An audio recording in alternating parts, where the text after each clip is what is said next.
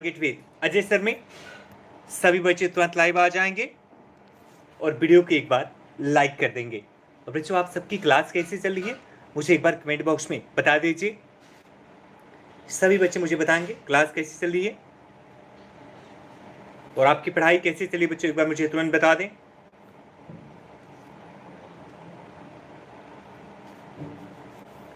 सभी बच्चे तुरंत एक बार वीडियो को लाइक कर दीजिए और ऑल क्लियर है बच्चों, एक बार बता देंगे। सभी बच्चे एक बार बता देंगे सब कुछ क्लियर है।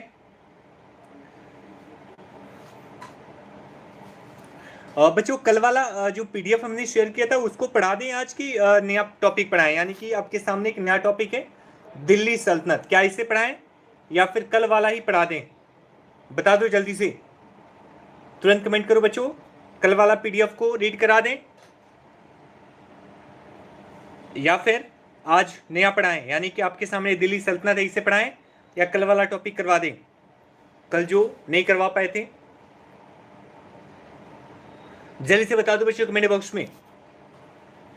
दोनों ऑप्शन है, या तो दिल्ली सल्तनत कराएं या कल वाला जो टॉपिक्स यानी जिसका पीडीएफ शेयर किया था उसे एक बार रिवाइज करवा दें।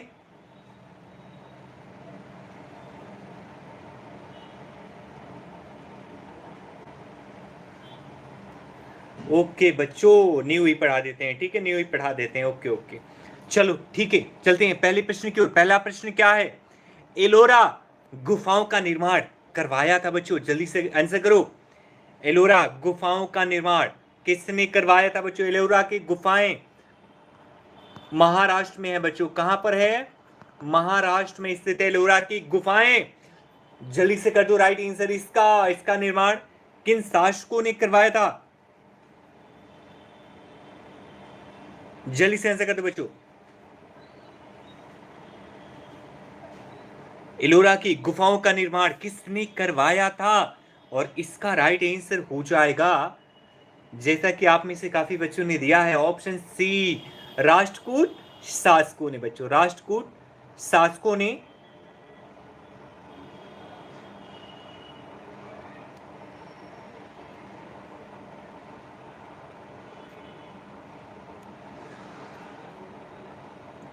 एलोरा की गुफाओं का निर्माण करवाया था। याद रखना है बच्चों, कहां पे स्थित है एलोरा की गुफाएं?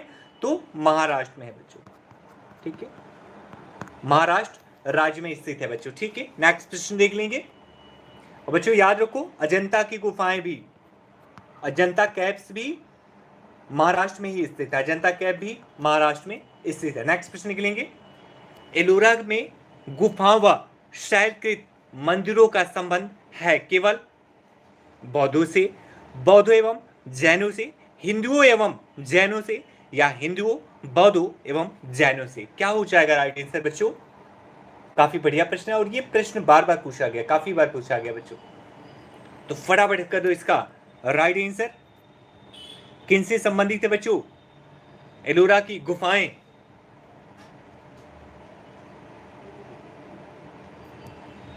और इसका राइट आंसर हो जाएगा बच्चों ऑप्शन डी, यानी हिंदुओं, बौद्धों और जैनों से। हिंदुओं, बौद्धों और जैनों तीनों से बच्चों यह संबंधित है। नेक्स्ट प्रश्न निकलेंगे। चोलों का राज्य किस क्षेत्र में फैला हुआ था? चोलों का राज्य किस क्षेत्र में फैला हुआ था? विजयनगर क्षेत्र, मालाबार क्षेत्र, दक्कन का पठार, या ऑप्शन डी कोरोमंडल तट? क्या हो जाएगा राइट आंसर?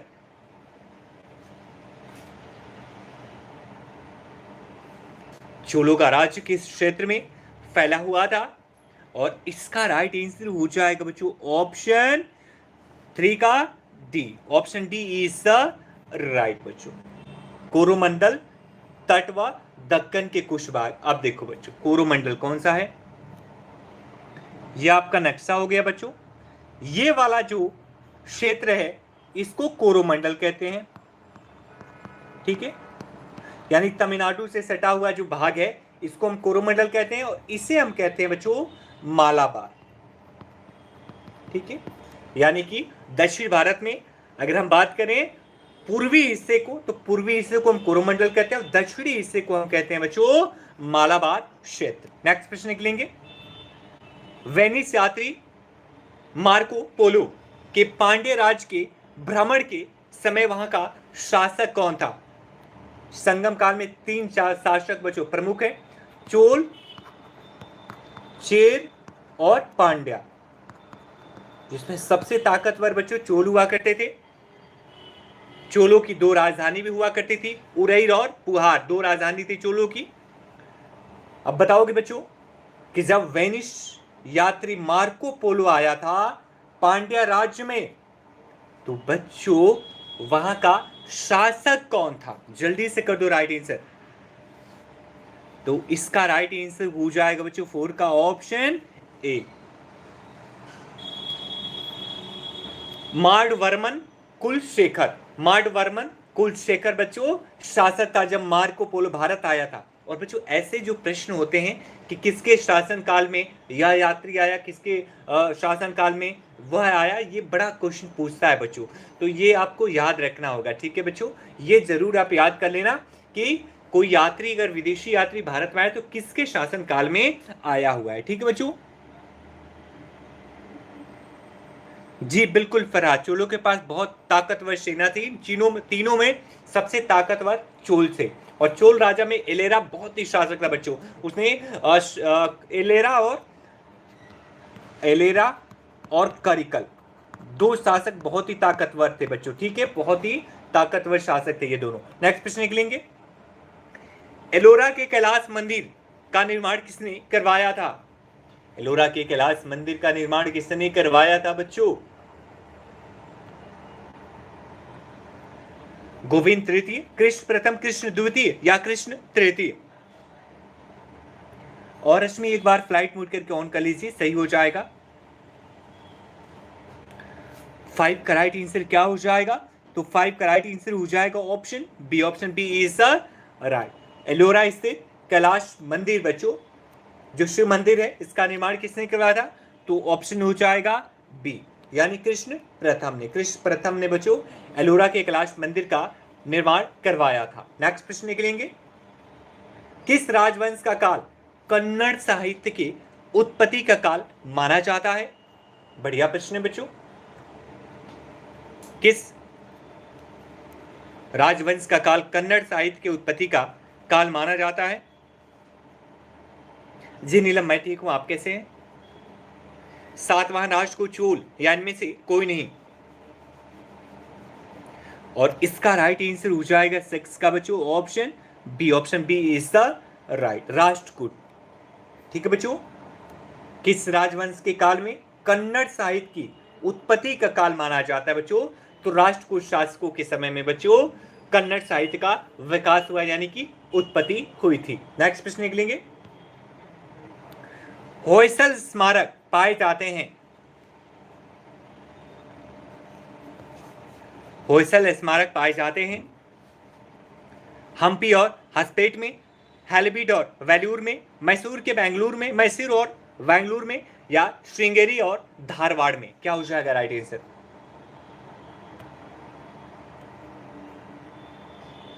होयसल स्मारक कहां पाए जाते हैं बच्चों? तो इसका राइट आंसर हो जाएगा ऑप्शन बी, हॉलीवुड और वेलूर में बच्चों। हैलबीड और वेलूर में होयसल स्मारक पाए जाते हैं, यानी होयसल शासकों के द्वारा जिनका निर्माण कराया गया है। और होयसल शासकों के बारे में जानकारी भी बच्चों यहां से मिलती है। ठीक है, नेक्स्ट प्रश्न निकलेंगे, 9वीं शताब्दी ईस्वी में निम्नलिखित में से किसके द्वारा चोल साम्राज्य की नींव डाली गई थी? चोल साम्राज्य की नींव किसने डाली बच्चों? होयसल एक साम्राज्य है पूनम, होयसल एक साम्राज्य है, जहां पे देख लो आप, जैसे गुप्त साम्राज्य, मौर्य साम्राज्य या फिर हर एक साम्राज्य, वैसे ही बच्चों होयसल भी एक साम्राज्य था। ठीक है, एक शासक हुआ करते थे होयसल भी, दक्षिण भारत के शासक थे ये। आंसर करें बच्चों, 9वीं शताब्दी में निम्नलिखित में किसके द्वारा चोल साम्राज्य की स्थापना की गई थी? तो इसका राइट आंसर हो जाएगा बच्चों ऑप्शन डी, विजयालय के द्वारा। विजयालय ने चोल साम्राज्य की नींव डाली थी। किसने बच्चों? तो विजयालय ने। ठीक है, नेक्स्ट प्रश्न निकलेंगे, चोल राज्य की राजधानी तंजौर को बनाने वाला कौन था? चोल राज्य की राजधानी तंजौर किसने बनाया था बच्चों?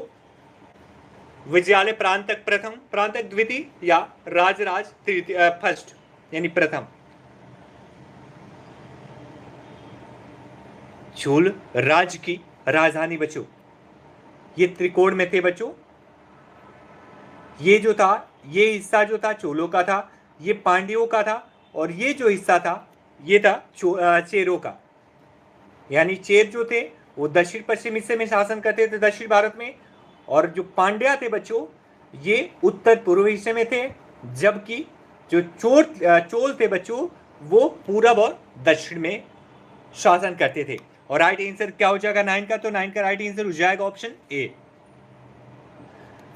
चोलों की राजधानी तंजौर किसने बनाया था बच्चों? तो विजयालय ने बनाया था, वही विजयालय जिसने चोल साम्राज्य की नींव डाली थी। नेक्स्ट प्रश्न निकलेंगे, पूर्व मध्यकाल में विजयालय ने चोल राज्य की स्थापना कब की?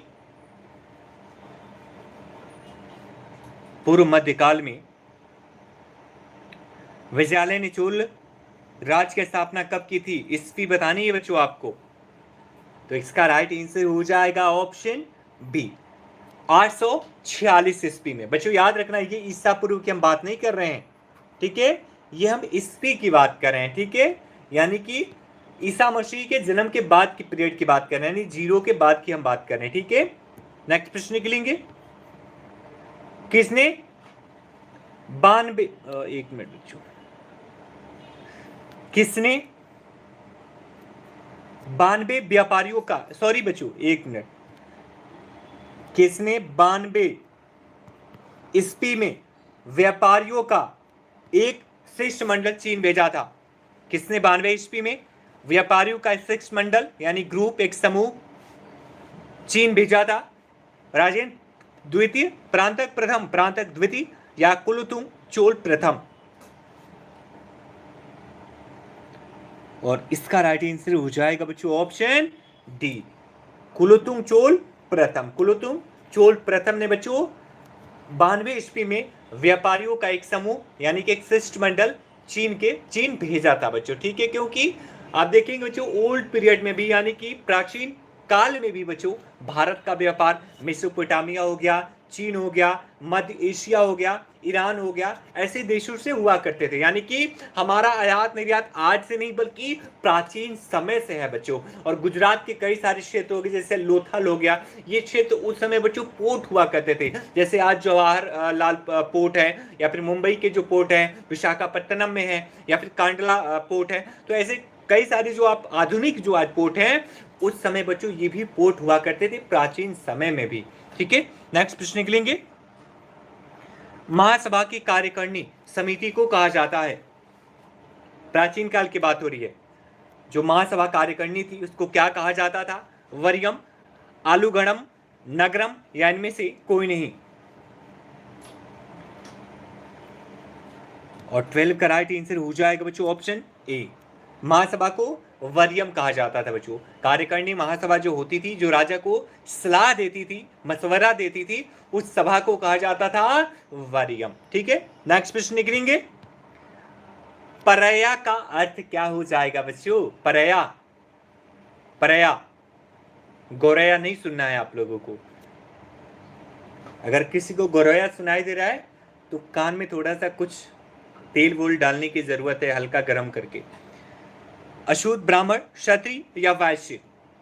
तो राइट आंसर इसका हो जाएगा बच्चों ऑप्शन ए, अशुद्ध को। परया बच्चों अशुद्ध को कहा जाता था प्राचीन समय में। नेक्स्ट प्रश्न निकलेंगे, चोल काल में सोने के सिक्के कहलाते थे बच्चों, क्या कहलाते थे?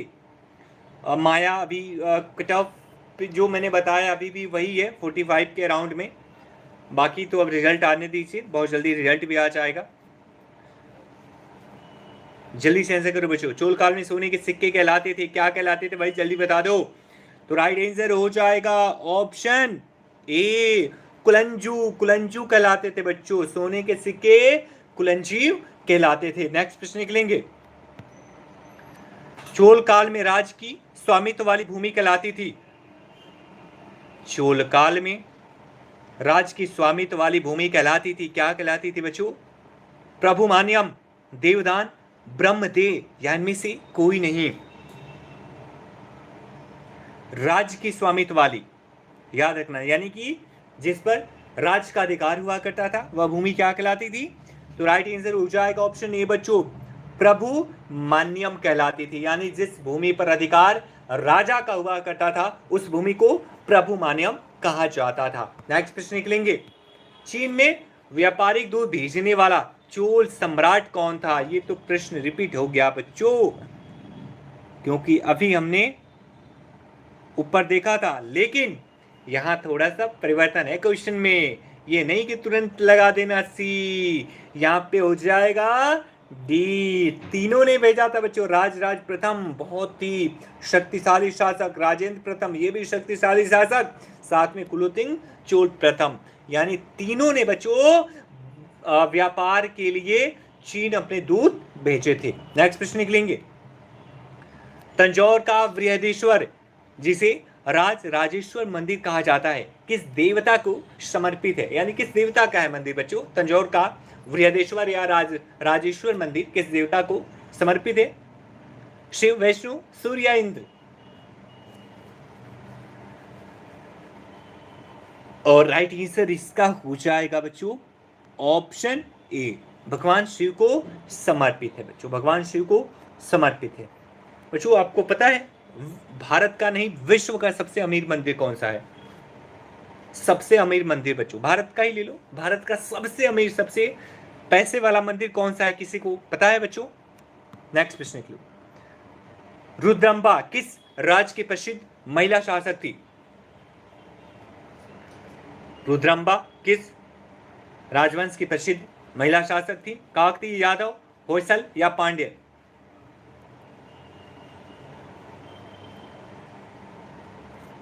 और राइट आंसर हो जाएगा बच्चों 18 का ऑप्शन ए, रुद्रम्बा बच्चों काकतीय वंश की प्रसिद्ध महिला शासक थी बच्चों, काकतीय वंश की प्रसिद्ध महिला शासक थी। नेक्स्ट प्रश्न निकलेंगे, प्रसिद्ध चोल शासक राजा प्रथम का मूल नाम क्या था बच्चों?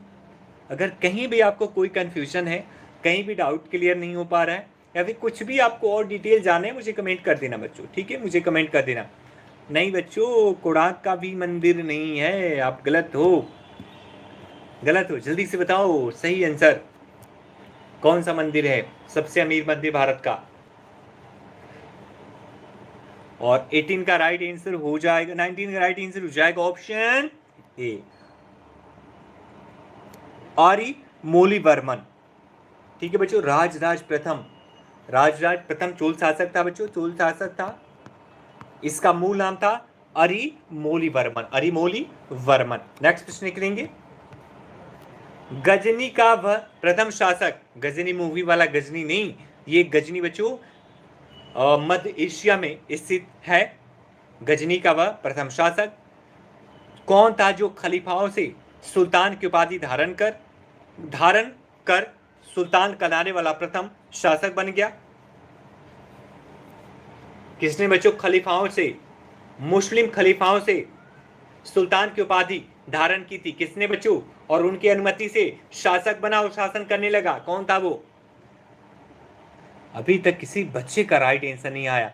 लोटस टेम्पल नहीं उमा, ये तो दिल्ली में है, और तिरुपति बालाजी भी नहीं, वेंकटेश्वर मंदिर भी नहीं, फिर कौन सा मंदिर है? लगाओ दिमाग, गूगल बाबा का हेल्प अभी तो मिल नहीं सकता जी। प्राची काफी लेट है यहाँ।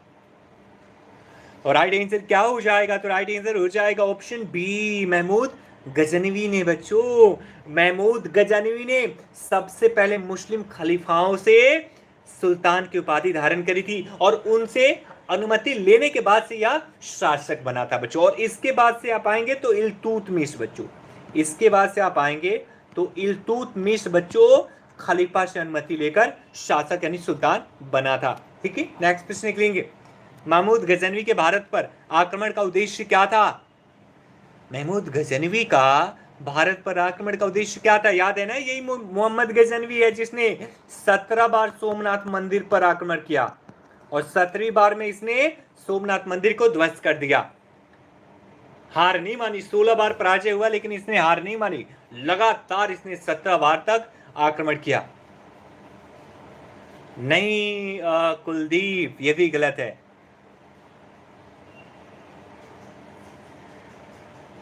अनीता आपने लिखा तो सही लेकिन गलत लिखा है, लेकिन आपने बताने की पूरी कोशिश करी, आपने सही बताया। पद्मनाभम मंदिर बच्चों, पद्मनाभम मंदिर केरला में है, केरल में स्थित है पद्मनाभम मंदिर बच्चों। इसमें टोटल 7 दरवाजे हैं बच्चों, इसमें 2 दरवाजे खोले गए हैं और उसमें लगभग 10 से 20 हजार करोड़ की संपत्ति मिली है, मतलब पूरे सोने से भरे हुए हैं। हालांकि सुप्रीम कोर्ट ने पाबंदी लगा रखी है, रोक लगा रखी है, तो 2 ही दरवाजे आज तक, 2-3 दरवाजे खुले हैं, बाकी के 4 दरवाजे 5 दरवाजे अभी भी सेफ हैं बच्चों। सबसे अमीर मंदिर स्वामी पद्मनाभम मंदिर केरल में है। आप सर्च करोगे तो देखोगे बहुत अमीर मंदिर है, भारत का सबसे अमीर मंदिर है बच्चों, बहुत ज्यादा वहां पे सोना है। नेक्स्ट प्रश्न निकलेंगे और इसका राइट आंसर हो जाएगा ऑप्शन डी, ऑप्शन डी हो जाएगा। ठीक है, मध्य एशिया में एक बड़े साम्राज्य की स्थापना के लिए धन प्राप्त करना। नेक्स्ट प्रश्न निकलेंगे, महमूद गजनवी के भारत पर आक्रमण के समय भारत आए विद्वान अल बरूनी ने किस महत्वपूर्ण ग्रंथ की रचना करी? बहुत आसान प्रश्न है बच्चों, जल्दी से आंसर कर देंगे बच्चों। महमूद गजनवी के भारत पर आक्रमण के समय भारत आए विद्वान अल बरूनी ने किस महत्वपूर्ण ग्रंथ की रचना करी? तो इसका राइट आंसर हो जाएगा बच्चों ऑप्शन बी, किताबुल हिंद की बच्चों, किताबुल हिंद की रचना करी थी अल बरूनी ने। और उसने भारत को क्या कहा, मैंने एक दिन बताया था, भारत को कहा है यूनतू, भारत को यूनतू से संबोधित किया है। नेक्स्ट प्रश्न निकलेंगे, दिल्ली सल्तनत की दरबारी भाषा थी, दिल्ली सल्तनत की दरबारी भाषा, दिल्ली सल्तनत की नींव किसने रखी थी? कुतुबुद्दीन ऐबक ने, याद रखना सब, कुतुबुद्दीन ऐबक ने दिल्ली सल्तनत की नींव रखी, पहला शासक था। और इसको शासन का अधिकार किसने दिया? तो मोहम्मद गौरी ने, मोहम्मद गौरी ने बच्चों इसको शासन करने का अधिकार दिया था। मोहम्मद गौरी का दास था और इसका दास था इल्तुतमिश। ठीक है, तो दासों का दास किसको कहा जाता है? इल्तुतमिश को कहा जाता है दासों का दास। पहला शासक कौन था? कुतुबुद्दीन ऐबक, और उसके बाद से बच्चों इल्तुतमिश शासक बना और यह इसका दामाद था। क्या था? दामाद था। नेक्स्ट प्रश्न निकलेंगे और इल्तुतमिश के बारे में बताएं तो इल्तुतमिश की बेटी थी बच्चों रजिया सुल्तान, जो पूरे सल्तनत काल की एकमात्र महिला शासक थी, जो बहुत ही शक्तिशाली थी, बहुत ही जबरदस्त शक्तिशाली थी बच्चों। ठीक है, और इसका राइट आंसर क्या हो जाएगा? दिल्ली सल्तनत की दरबारी भाषा, तो बच्चों इसका राइट आंसर हो जाएगा ऑप्शन बी, फारसी थी। दिल्ली सल्तनत की दरबारी भाषा फारसी थी। नेक्स्ट प्रश्न निकलेंगे, आगरा नगर की स्थापना किसके द्वारा की गई थी बच्चों? आसान प्रश्न है जी, बिल्कुल फरहाद, गुलामों का गुलाम इल्तुतमिश। और गुलाम कौन था? तो पहला गुलाम कौन था? तो कुतुबुद्दीन ऐबक था, मोहम्मद गौरी का गुलाम, मोहम्मद गौरी ने उसे खरीदा था। और राइट आंसर हो जाएगा 24 का ऑप्शन डी, सिकंदर लोदी बच्चों। आगरा नगर की स्थापना किसने करी थी? सिकंदर लोदी। दिल्ली सल्तनत क्या, दिल्ली सल्तनत के आखिरी शासक थे बच्चों लोदी वंश, आखिरी जो वंश था वह लोदी वंश था। 3 इसमें बच्चों शासक हुए, एक महमूद लोदी, सिकंदर लोदी और एक बहलोल लोदी बच्चों, 3 शासक टोटल हुए, जिसमें सिकंदर लोदी आखिरी शासक था, जिसको 1526 में बाबर ने परास्त किया था बच्चों। ठीक है, बाबर ने सबसे पहले इसे परास्त किया था पानीपत के पहले युद्ध में, पानीपत के पहले युद्ध में। ठीक है, ये सारा डिटेल याद रखना। बहुत जल्दी बच्चों हम कोशिश करें कि स्मार्ट बोर्ड लग जाए, स्मार्ट बोर्ड लग जाएगा तो मैं अपना ये सब कुछ डिटेल थोड़ा सा क्लियरली लिख पाऊंगा। ठीक है बच्चों, जी बिल्कुल प्राची, परिंदों से ऊंची हमारी उड़ान एक बार नहीं कई बार होगी, चल रहा होगा जमाने में जब हारने का दौर, देखना जीत हमारी उसी दौरान होगी। बिल्कुल, जब दुनिया बच्चों आपको एकदम निठल्ला मान ले, एकदम हारा हुआ प्राणी मान ले, एकदम निराशा आपसे ले ले, तभी आप जीतना। फिर उस जीतने का मजा जो होता है ना बच्चों, मतलब क्या ही पूछना। कहते हैं ना, एक मैं हमेशा कहता हूँ जिंदगी में ये हार कब तक आएगी, कभी ना कभी तो ये हार भी हार जाएगी। हार की भी इतनी औकात नहीं कि हमारे सामने हर वक्त टिका रहे बच्चों, उसे भी एक ना एक दिन झुकना होगा, हमारे पैरों के नीचे आना होगा, घुटने पर आना होगा बच्चों। ठीक है, बस आप मेहनत सही ढंग से करते रहो, बेकार कभी नहीं होगी बच्चों। ठीक है, नेक्स्ट प्रश्न निकलेंगे, निम्नलिखित में से वह दिल्ली का सुल्तान कौन था जिसकी मृत्यु चौगान यानी पोलो खेलते हुए हुई थी बच्चों? जल्दी से कर दो राइट आंसर। अगर आप सही ढंग से मेहनत करते हैं, पूरे विश्वास से करते हैं, आत्मविश्वास है आपके अंदर और कुछ कर गुजरने की चाहत है बच्चों, तो फिर आपको कोई हरा नहीं सकता।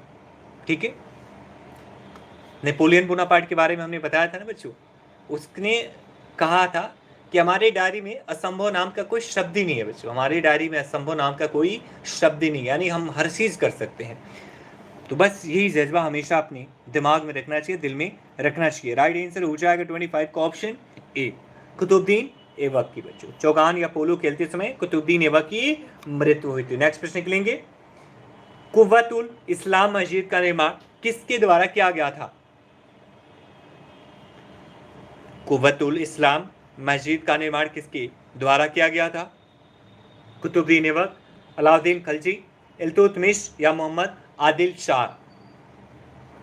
पेट का फॉर्म आ जाएगा जुलाई में आ जाएगा बच्चों, जुलाई में आ जाएगा, क्योंकि 18 सितंबर को तो एग्जाम ही है, तो जुलाई में आ जाएगा फॉर्म। और राइट आंसर क्या हो जाएगा?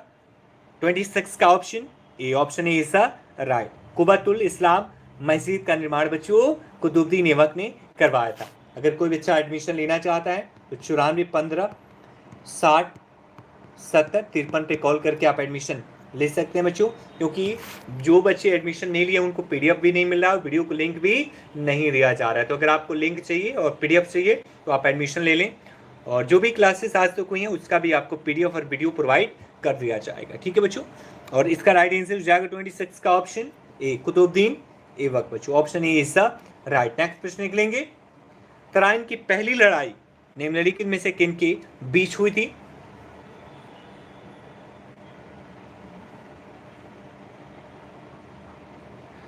जल्दी से आंसर कर दो बच्चों, ऐसे नहीं बोलते बिना, जल्दी से आंसर कर दो बच्चों। तराइन की पहली लड़ाई निम्नलिखित में से किनके बीच हुई थी? तो राइट आंसर हो जाएगा ऑप्शन बी, मोहम्मद गौरी और पृथ्वीराज चौहान के बीच बच्चों। मोहम्मद गौरी और पृथ्वीराज चौहान के बीच हुई थी बच्चों पहली लड़ाई, और जिसमें बच्चों पृथ्वीराज चौहान की बच्चों जीत हुई थी और मोहम्मद गौरी हारा था। जबकि 1192 में बच्चों द्वितीय तराइन का युद्ध हुआ जिसमें पृथ्वीराज चौहान पराजित हुए और मोहम्मद गौरी जीते थे। ठीक है बच्चों, जबकि जो मूवी आई है बच्चों पृथ्वीराज चौहान, जो मूवी आई है उस मूवी में इतिहास को बदल दिया गया है, क्योंकि मोहम्मद गौरी ने बच्चों पृथ्वीराज चौहान को पराजित किया था दूसरे युद्ध में, इतिहास ये कहता है। और इस मूवी में इन्होंने पृथ्वीराज चौहान के हाथ से मोहम्मद गौरी की हत्या करवा दी है, जबकि कहीं भी किसी भी इतिहास में ये नहीं लिखा हुआ है कि मोहम्मद गौरी पृथ्वीराज चौहान क्या तो मारा गया, क्योंकि बच्चों वो तो मारा ही नहीं गया था, क्योंकि उसने तो परास्त किया था पृथ्वीराज चौहान को। तो ये इतिहास के साथ छेड़छाड़ करके थोड़ा सा गलत किया गया है, इसकी वजह से थोड़ी मूवी का बुरा भी हाल हो गया बच्चों, चली नहीं। रजिया सुल्तान किसकी बेटी थी?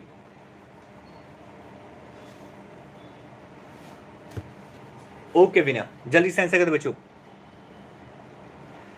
जी भी बात सही हुआ, रजिया सुल्तान किसकी बेटी थी? तो इसका राइट आंसर हो जाएगा ऑप्शन ए, इल्तुतमिश की बच्चों, इल्तुतमिश की रजिया सुल्तान बेटी थी। नेक्स्ट प्रश्न निकलेंगे, मोहम्मद गौरी विजित प्रदेशों की देखभाल के लिए निम्नलिखित में से किस विश्वसनीय जनरल को छोड़कर गया था? मोहम्मद गौरी विजित प्रदेशों की देखभाल के लिए निम्नलिखित में से किस विश्वसनीय जनरल को छोड़कर गया था? नसीरुद्दीन, इल्तुतमिश, कुतुबुद्दीन ऐबक या ऑप्शन डी मलिक काफूर। क्या हो जाएगा राइट आंसर बच्चों? तो इसका राइट आंसर हो जाएगा ऑप्शन सी, कुतुबुद्दीन ऐबक को बच्चों। ठीक है, कुतुबुद्दीन ऐबक, मैंने अभी बताया बच्चों कि कुतुबुद्दीन ऐबक जो था मोहम्मद गौरी का दास था, और अंत में मोहम्मद गौरी जब भारत से चला गया बच्चों तो उसने अपने जो क्षेत्र थे जीते हुए वो दे गया कुतुबुद्दीन ऐबक को। ठीक है, नेक्स्ट प्रश्न निकलेंगे, तराइन के द्वितीय युद्ध में किसको पराजित किया था? तराइन के द्वितीय युद्ध में, लो ये प्रश्न भी आ गया बच्चों। ओके जयंती, आप मुझे फोन कर लीजिएगा, तराइन के द्वितीय युद्ध में कल दिन में मुझे फोन कर लीजिएगा, जल्दी से आंसर कर दो बच्चों। तराइन के द्वितीय युद्ध में किसने पराजित किया था? तो राइट आंसर क्या हो जाएगा? आपको पता ही अभी मैंने बताया था, मोहम्मद गौरी ने पृथ्वीराज चौहान को, मोहम्मद गौरी ने पृथ्वीराज चौहान को पराजित किया था, जबकि अक्षय कुमार के हिसाब से पृथ्वीराज चौहान ने मोहम्मद गौरी को पराजित किया था।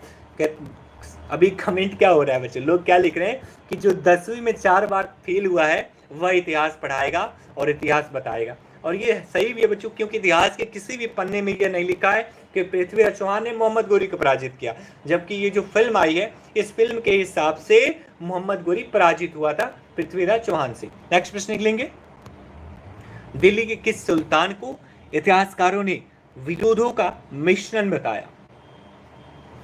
दिल्ली के किस सुल्तान को इतिहासकारों ने विरोधों का मिश्रण बताया? बलबन, अलाउद्दीन खलजी, मोहम्मद बिन तुगलक या इब्राहिम लोदी? राइट आंसर हो जाएगा ऑप्शन सी, मोहम्मद बिन तुगलक ने बच्चों। ठीक है, मोहम्मद बिन तुगलक को इतिहासकारों ने विरोधों का मिश्रण बताया था बच्चों। ठीक है, नेक्स्ट प्रश्न निकलेंगे, लोधी वंश का अंतिम शासक कौन था? 3 लोधी वंश के 3 शासक हुए, बहलोल लोधी, सिकंदर लोधी और इब्राहिम लोधी। ठीक है, 3 शासक हुए थे बच्चों, बहलोल, इब्राहिम और सिकंदर। आखिरी शासक कौन था? जल्दी से आंसर कर दो बच्चों।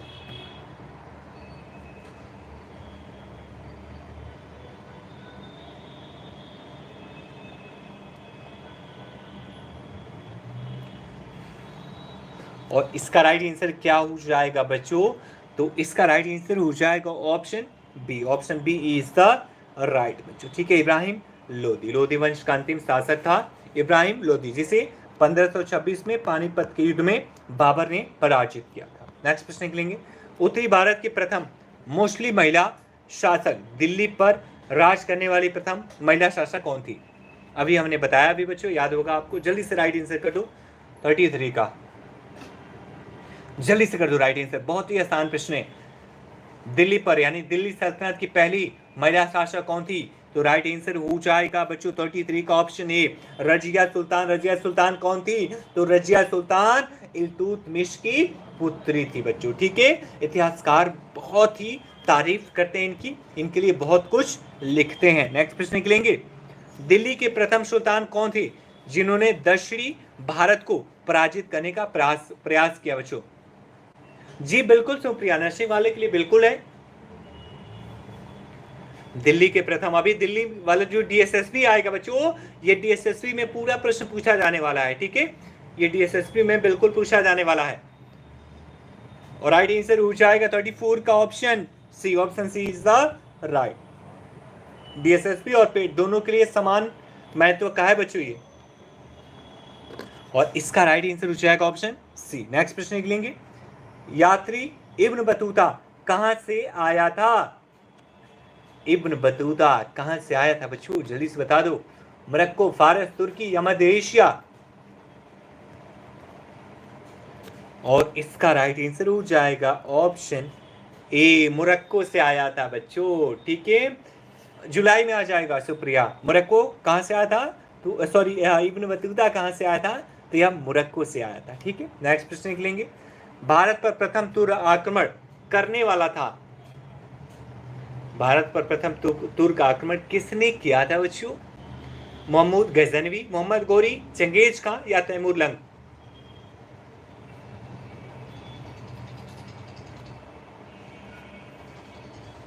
और इसका राइट आंसर हो जाएगा ऑप्शन ए, महमूद गजनवी बच्चों। महमूद गजनवी तुर्की था और सबसे पहले बच्चों इसी ने भारत पर आक्रमण किया था। नेक्स्ट प्रश्न निकलेंगे, महमूद गजनवी ने कौन सी उपाधि धारण किए थे?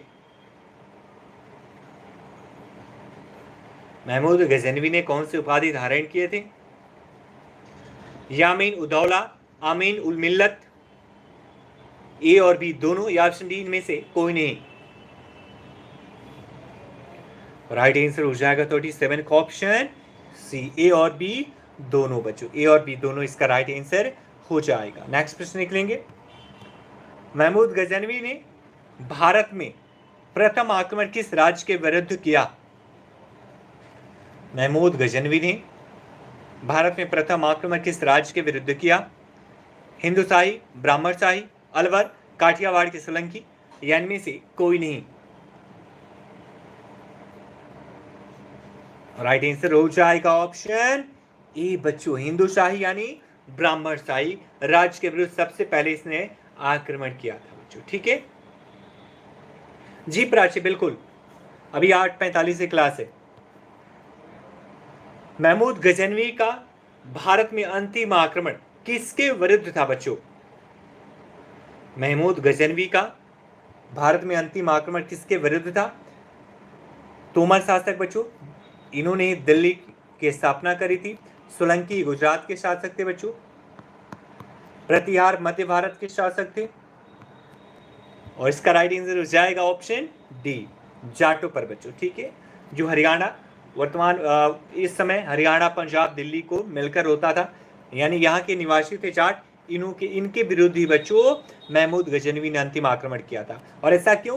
क्योंकि जब गजनवी भारत को जीत कर जा रहा था तो जाटों ने उस पर आक्रमण करके काफी सारा नुकसान पहुंचाया था। इसी की वजह से इसने दोबारा से जाटों पर आक्रमण कर दिया। आखिरी प्रश्न निकलेंगे, महमूद गजनवी किस वंश का था बच्चों?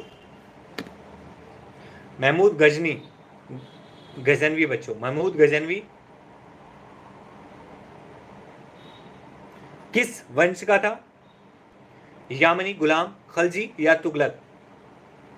आखिरी प्रश्न का आंसर, और इस आखिरी प्रश्न का आंसर हो जाएगा ऑप्शन ए, मोहम्मद गजनवी बच्चों यामनी वंश से संबंधित था बच्चों। ठीक है, यामनी वंश से संबंधित था, जो तुर्क का एक वंश था बच्चों। ठीक है, तो ये आपके 40 प्रश्न थे। क्लास कैसी लगी बच्चों एक बार कमेंट बॉक्स में बताओ और अपना स्कोर जरूर बता दो। जय हिंद प्राची, स्कोर एक बार बता दो बच्चों, स्कोर जल्दी से बता दो।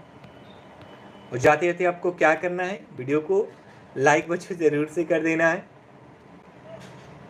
लाइक शेयर, और अगर आप चैनल पे नए हैं तो चैनल को सब्सक्राइब भी बच्चों कर लेंगे। ठीक है, अपना स्कोर बता दो तुरंत, आउट ऑफ 40 कितने सही हुए आपके, जल्दी से बता दो, जल्दी से बताओ बच्चों स्कोर।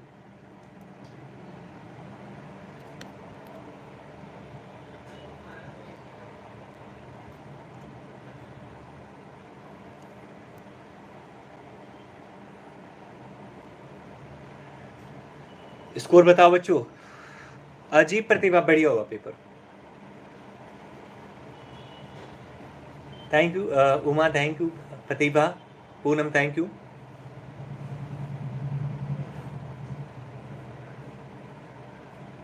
ओके 25 कई बच्चों का है, 32 है, 40 उमा काफ़ी कम है, काफ़ी कम है, बढ़ाना है इसको।